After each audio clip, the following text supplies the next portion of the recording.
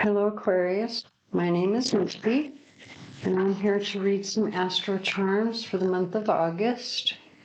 So I would like to keep these videos as short as possible. So we're going to go ahead and get right into the reading.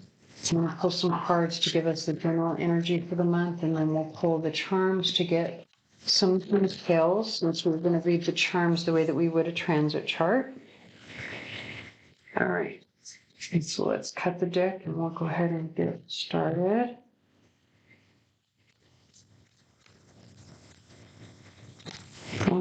Interesting. We have creativity and follow your dreams. All right. Very positive energy to start off the reading with.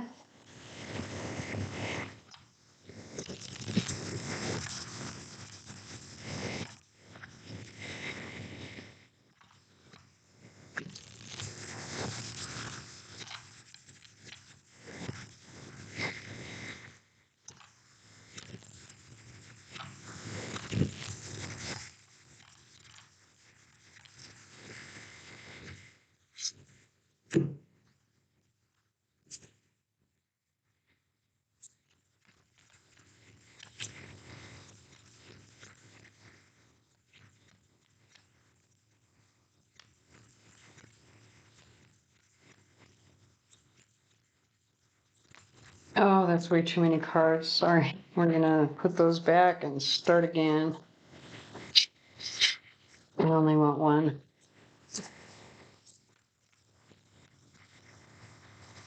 There we go, right there. Ah, so it's the Four of Swords. Sorry.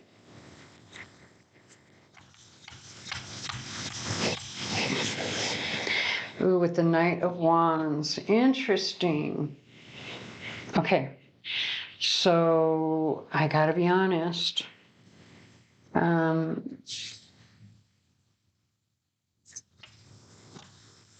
feel like this is saying that you are trying to work too quickly in order to create something. Even though you are trying to follow your dreams, I feel like it's very positive energy.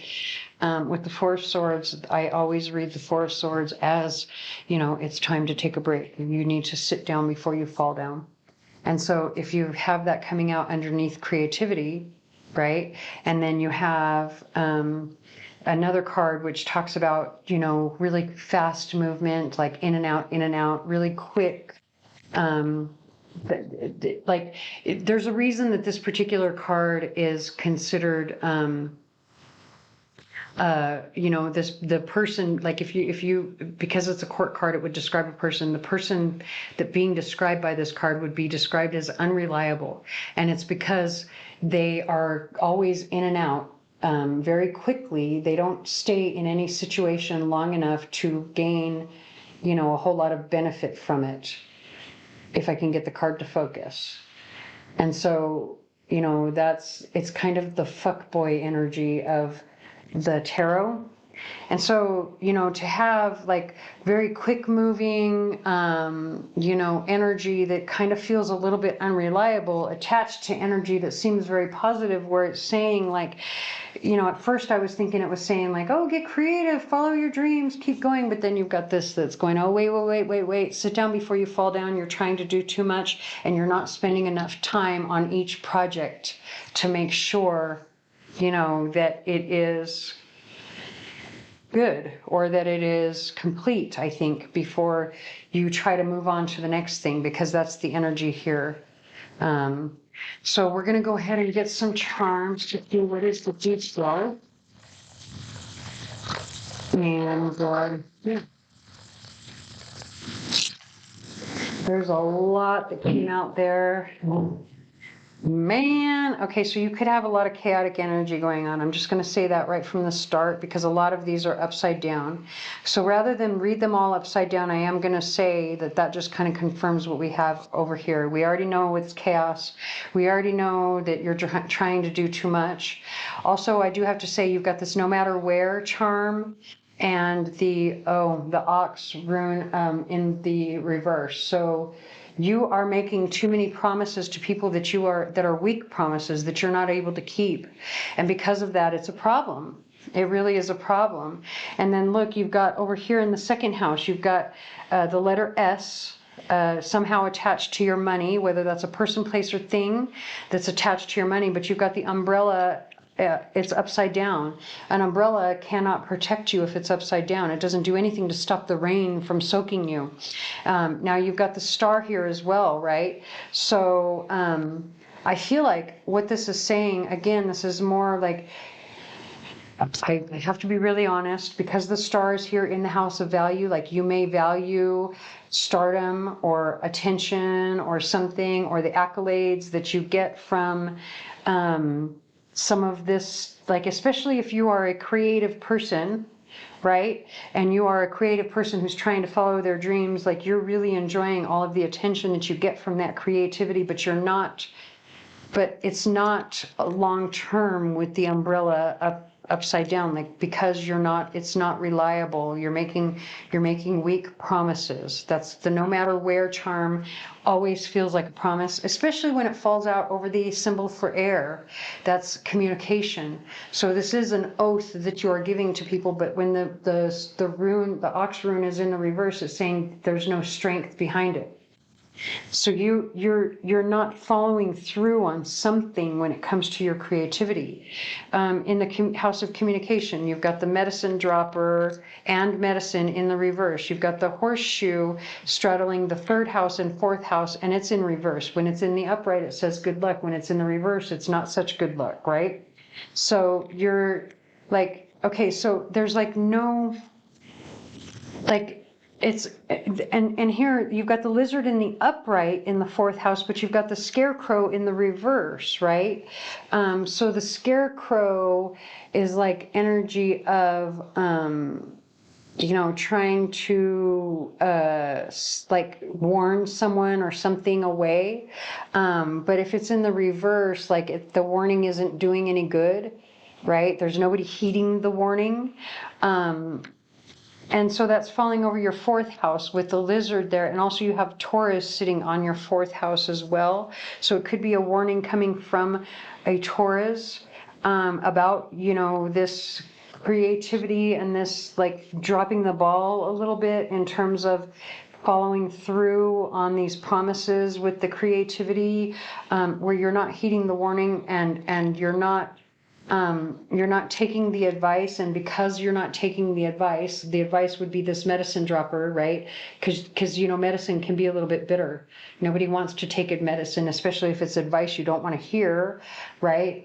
So if you're not taking the advice, or you're not listening to the you know, the communication as it comes in, that is bad luck for you, right? That's bad karma for you, a bad turn of events. You're not gaining the abundance that you would hope for. In the fifth house, you have the sign of Aries, you've got the bird, you've got joy upside down, and joy is typically part, you know, one of the aspects associated with the fifth house. So it's like there's no joy in some sort of creative new beginning, or maybe there's no joy attached to an Aries or a fire sign, right? Because you do have the symbol of Aries. It could be communication coming from an Aries about your creativity. This is the house of Leo and creativity, and Aries isn't a fellow fire sign. Aries, being the first sign of the zodiac, is the most creative sign of the zodiac. It's the bursting forth of, or the birth of a creation. So it's the beginning, or the new beginning that you, or some new beginning, or some sort of beginning or start of something that you don't like what you're hearing. You don't like what's being said, what's being communicated to you. You don't, there's no joy in it. There's no fun in it anymore. Maybe you're feeling as if there's love missing as well, because you do have the love and be loved charm sitting over the sixth and fifth house. So there, you need to bring love to the situation, but maybe you feel as if there is no, you're not loved or being loved. So when it comes to like how the house of service, how you're spending your time each day, you've got the I can charm, and then you've got the gift upside down, right? So So how you're spending your time each day is like you're having to struggle through it. It doesn't really feel like it's all that much fun. There's no surprises. There's no, something about it just doesn't feel all that fun. But you are having to like force yourself through. You're having to persevere through. You're telling yourself like, I can do this. I can do this. And I do have to say, because you've got the $10 bill, you've got the acorn, you've got the sun and moon, and you've got some more upright money over here. But let's look at the numbers you've got, the dominoes. So you've got the number 7 twice, and then the number 6. So like you are on the right path for abundance. The number 6 is the number for abundance. And 6 is coming through twice, but it's coming through in the number 7 domino, in the number 6 domino, and then you've got a number 7 again in another domino. So, you know, security comes through collaboration with this particular domino, numbers 4 and 3 is security and cooperation or collaboration. So security comes through collaboration, and money and finances. There's like a new beginning towards money and finances, or maybe even love, if that's, you know, because that is what the number 6 represents. But, you know, the acorn is abundance. The $10 bill is abundance. So I think there's like a new beginning in abundance and money. But it comes through collaboration. It could be collaboration with someone who has the letter N attached to their name, or a person, place, or thing with the letter N attached to their name. Doesn't have to be. Again, partnership brings in abundance right here with the $10 bill in the, you know, house of others and partnership. Also, I think your partner's really, whoever you're partnering with really has love for you, but there's this sort of unknown quality to it because you have the blank rune sitting in the 8th house, right? And so there's like an unknown quality, especially when it comes to like joint resources that are attached to this, whatever this is. Like there may be love, but maybe or maybe you don't realize, or maybe they don't, the person that you're partnering with, maybe they don't know how much you love them. I don't know, just take it however it resonates. So the 9th house and the 10th house, actually, you have the gift rune, smile. It's the same in all languages.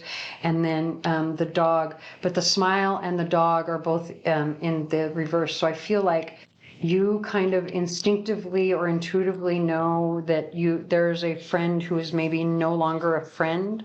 Like maybe there's a friend who has not been loyal to you, but you're having to smile even though you don't feel it, and that's going to end up being a gift in some way. Maybe it's a gift towards other friendships, because this gift rune is straddling both the 10th and 11th houses. And then I think there is a lot of like celebration and fun to be had. Maybe you don't see it coming because the pizza is straddling the 11th and 12th houses, or excuse me, the 10th and 11th houses. Sorry, I don't know why I'm saying the 12th house, that's over here. Or no, this is the 12th house, because this is Aquarius. So it is straddling the 11th and 12th houses. There could be fun to be had with your friends, especially surrounding like music or creative things. But, you know, having the lantern and the thorn in the 12th house says that there's something that is bothersome to you that you're gaining clarity on, some sort of, like the lantern always lights things up, right? It shines a light, or it helps you to navigate the darkness. And there's something about this clarity that is very frustrating to you. It's actually a thorn. It can be maybe even a little bit painful to you in some way. Okay, so I hope that resonates. If it does not, please stick around. There may be another reading for you here on the channel that does. Please like, share, comment, subscribe, tell your friends, whatever you can to help me get my channel out there, as I am new here, and I thank you for watching.